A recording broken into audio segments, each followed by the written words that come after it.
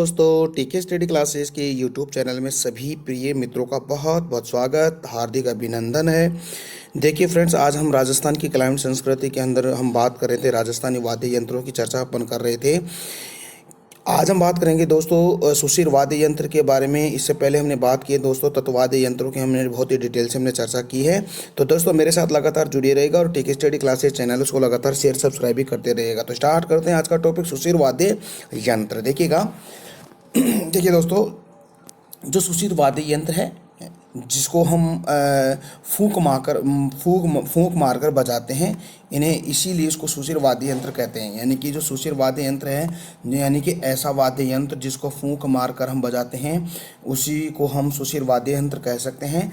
दोस्तों सुशिर वाद्य यंत्र कौन कौन से हैं, तो कुछ हमने कुछ तो ट्रिकों से हम इसको देखेंगे और कुछ ऐसे हम देखने वाले हैं। तो देखिएगा, सबसे पहले हम बात कर लेते हैं कि सुशिर वाद्य यंत्र कौन कौन से होते हैं। देखिएगा, सबसे पहले हम सुशिर वाद्य यंत्रों की चर्चा अगर करें तो देखिएगा, बांसुरी, पूंगी और वीणा, सहनाई, हुरनाई, सहनाई, देखिएगा सहनाई और हैनाई, बांकिया, मुरली, सुरनाई, अलगोजा, शंख। इसके साथ ही देखिएगा, ये तो सारे हो गए सुशिर वाद्य यंत्र। और कुछ ऐसे वाद्य यंत्र जिसको हम ट्रिक से के अकॉर्डिंग देखेंगे। देखिएगा, ट्रिक ये क्या है, तू भूल ना कर मौसम में सीन देखने की। ठीक है, यानी कि मौसम का एक ऐसा सीन जिसमें कह रहा है कि तू भूल ना करना मौसम में सीन देखने की। तो तू का मतलब हो गया दोस्तों तुरही, तू का मतलब हो गया तुरही। भूल भूल यानी भूंगल, ना यानी नागफनी, कर यानी करना, मौसम मौसम देखिए मोरचंग, मैं यानी मशक, स यानी सतारा। तो देखिए मौसम में तीन जो सुशिर वाद्य यंत्र है, यानी मो यानी मोरचंग, मैं यानी मशक और स यानी सतारा। तो मोरचंग, मशक और सतारा। सीन यानी कि सीन में आप सिंगा और सिंगी यानी सिंगा और सिंगी, न यानी नड़ वाद्य यंत्र। तो दोस्तों ये इसके वाद्य यंत्र हो गए, सुशिर वाद्य यंत्र। तो इनको आप ट्रिक से भी याद कर सकते हो और ऐसे भी इसको याद कर सकते हो। देखिएगा एक बार फिर से देखिएगा, बांसुरी, पूंगी, वीणा, सहनाई, हुरनाई, हैनाई, बांकिया, मुरली, सुरनाई, अलगोजा, शंख। और एक इसको ट्रिक के अकॉर्डिंग देखें तो तू भूल ना कर मौसम में सीन देखने की। तू यानी तुरही, भूंगल, ना यानी नागफनी, कर यानी कि करना, मौसम यानी यानी मोरचंग, स यानी सतारा और मैं यानी मशक। इसके साथ ही सीन यानी सिंगा और सिंगी और न यानी नड़। तो दोस्तों ये आपके सुशिर वाद्य यंत्र हो गए और इनको याद करना है बहुत ही अच्छी तरीके से, और आपको इसके नोट्स भी आप बनाइएगा। ठीक है, अगला हम बात करते हैं, अब एक एक के बारे में डिटेल से चर्चा कर लें। जो मोस्ट एंड इम्पोर्टेंट जो आपके सुशिर वाद्य यंत्र उसकी हम चर्चा करते हैं। देखिएगा दोस्तों, सबसे पहले हम देखते हैं अलगोजा। देखिए अलगोजा दो बांसुरियों से निर्मित है, यानी कि जो अलगोजा होता है यानी कि दो बांसुरियों से निर्मित होता है। जैसे मान लेते हैं ये माउथ है और एक बांसुरी जैसा ऐसा होता है, एक ऐसा होता है ना। तो इसको ऐसे इसको बजाया जाता है। ठीक है, तो ये आपका हो गया अलगोजा, जो दो बांसुरियों से निर्मित होता है। प्रत्येक बांसुरी में तीन तीन छेद होते हैं, यानी कि जो बांसुरी होती है जो अलगोजा बजाते हैं ना, उसमें तीन तीन छेद होते हैं, यानी कुल 6 छेद होते हैं इसके अंदर। अलगोजे में 4 भी हो सकते हैं, 6 भी हो सकते हैं, 8 छेद भी होते हैं, लेकिन जो हम सर्वाधिक मान्य छेद होते हैं ना, वो सिर्फ 4 छेद ही होते हैं। तो याद रखिएगा कि देखिए बांसुरी में 3 3 6 यानी 6 छेद होते हैं। अलगोजे के अंदर 4 भी हो सकते हैं, 6 भी हो सकते हैं और 8 छेद भी हो सकते हैं, लेकिन सर्वाधिक मान्य छेद होता है वो 4 होता है। देखिएगा अलगोजा है, अलगोजा राजस्थान का राज्य वाद्य यंत्र है, यानी कि अलगोजा राजस्थान का राज्य वाद्य यंत्र उसको कहा जाता है। यानी कि अलगोजा राजस्थान का वाद्य यंत्र होता है। इसका प्रयोग दोस्तों कहाँ कहाँ होता है, दोस्तों इसका प्रयोग अलवर में, अजमेर में, टोंक में, भीलवाड़ा में, और यानी कि भील और मीणा जनजाति के लोग इसको सर्वाधिक प्रयोग में लेते हैं। तो दोस्तों ये अलगोजा हो गया। इसके साथ ही अगला जो सुशिर वाद्य यंत्र है, वो है आपका शहनाई। देखिएगा शहनाई है, शहनाई में कुल छेद होते हैं, 8 होते हैं, बहुत इंपॉर्टेंट है। और आपको पता है कि शहनाई का प्रयोग मांगलिक अवसर पर हम इसका प्रयोग करते हैं, जैसे विवाह के अवसर पर सर्वाधिक इसका प्रयोग किया जाता है, इसीलिए इसको मांगलिक वाद्य यंत्र भी हम कहते हैं। ठीक है, तो शहनाई में 8 छेद होते हैं और मांगलिक वाद्य यंत्र है, यानी कि विवाह के अवसर पर इसका सर्वाधिक प्रयोग किया जाता है। दोस्तों शहनाई का जो उपनाम है, उपनाम इसको हम नफीरी भी कह सकते हैं और सुंदरी भी कह सकते हैं। यानी कि शहनाई को हम क्या क्या कह सकते हैं, नफीरी भी कह सकते हैं और सुंदरी भी कहते हैं। शहनाई के प्रमुख वादक कौन कौन से, देखिएगा वादक हैं शहनाई बिस्मिल्लाह खां। देखिएगा जो शहनाई वादक है बिस्मिल्लाह खां, जिन्होंने संसद का जो संयुक्त अधिवेशन हुआ था उसके अंदर उन्होंने शहनाई बजाई थी। ठीक है, याद रखिएगा। इसीलिए बिस्मिल्लाह खां को 2001 में भारत रत्न पुरस्कार से उसको सम्मानित किया गया था। ठीक है, तो बिस्मिल्लाह खां शहनाई के प्रमुख वादक है, जिन्होंने संसद के संयुक्त अधिवेशन के अंदर शहनाई बजाई थी, इसीलिए 2001 में उसको भारत रत्न पुरस्कार से सम्मानित किया गया था। ठीक है दोस्तों, आगे बढ़ते हैं। देखिए दोस्तों आगे देखते हैं। देखिएगा सुशिर वाद्य यंत्रों में सबसे जो सर्वश्रेष्ठ वाद्य यंत्र वो आपका शहनाई है। ध्यान ध्यान दीजिएगा। जो इसका निर्माण होता है, इसको किसकी लकड़ी से बनाया जाता है शहनाई को। देखिएगा जो शीशम की लकड़ी होती है और एक सागवान की लकड़ी होती है, इन दोनों के प्रयोग से शहनाई को बनाया जाता है, यानी कि इसका निर्माण किया जाता है। सबसे सुरीला वाद्य यंत्र शहनाई वाद्य यंत्र है, यानी कि सबसे सुरीला वाद्य यंत्र भी शहनाई वाद्य यंत्र है।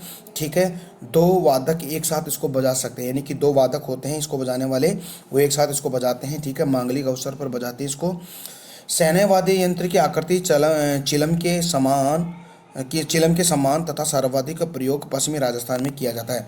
देखिएगा दोस्तों, जो शहनाई का जो आकृति है, शहनाई की आकृति दोस्तों, ये मान लीजिए शहनाई की आकृति ऐसी होती है। ठीक है, ऐसी उस वाद्य यंत्र है। ठीक है, ऐसी तो शहनाई ऐसी होती है, यानी कि आप देख लीजिए चिलम के समान होती है। और इसका सर्वाधिक जो प्रयोग है दोस्तों, आपका जो पश्चिमी राजस्थान है, पश्चिमी राजस्थान में इसका सर्वाधिक प्रयोग किया जाता है। ठीक है, तो ये आपका शहनाई हो गया। अलगोजा और शहनाई के बारे में मैंने बात कर ली है। आगे हम बांकिया की बात करें। जो कि बांकिया है, ये बांकिया भी मांगलिक वाद्य यंत्र कहा जाए, यानी कि विवाह के अवसर पर इसका प्रयोग किया जाता है सर्वाधिक। और प्रयोग सरगड़ा जाति के लोग अर्थात सरगड़ा जाति का खानदानी वाद्य यंत्र है। जो सरगड़ा जाति है, ठीक है, सरगड़ा जाति का वाद्य यंत्र है। और सरगड़ा जो जाति का ये खानदानी वाद्य यंत्र, यानी कि परंपरागत ये वाद्य यंत्र है बांकिया वाद्य यंत्र में 2 बंक यानी कि घुमाव पड़ा हुआ है। यानी कि बांकिया में देखिए ऐसे यानी कि ऐसे घुमाव है इसके अंदर ऐसे। ठीक है, तो बांकिया में ऐसे घुमाव कहने का मतलब है, बांकिया में एक बार फिर से देखिएगा, जो बांकिया है, बांकिया कैसा होता है, ऐसे होता है। ठीक है, ऐसे होता है बांकिया। ठीक है, तो बांकिया के अंदर 2 बंक मतलब घुमाव पड़ा हुआ है। सरगड़ा जाति पश्चिमी राजस्थान में पाई जाती है। कहने का मतलब है कि जो बांकिया है, बांकिया सरगड़ा जाति के द्वारा बजाया जाता है। और सरगड़ा जो जाति है सर्वाधिक पश्चिमी राजस्थान में ही पाई जाती है।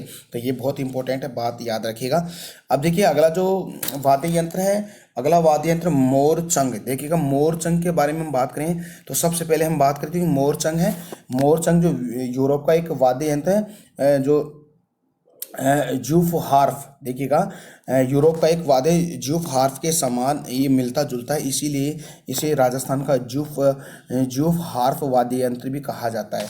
ठीक है, तो मोरचंग एक यूरोप कॉन्टिनेंट का एक वाद्य यंत्र है, जूफ हार्फ से मिलता जुलता है, इसीलिए इसको राजस्थान का जूफ हार्फ कहते हैं। सभी प्रकार के वाद्य यंत्रों में सबसे छोटा वाद्य यंत्र जो आपका मोरचंग है, और लोहे से ये निर्मित होता है। दोनों होठों के मध्य इसको रख कर बजाया जाता है।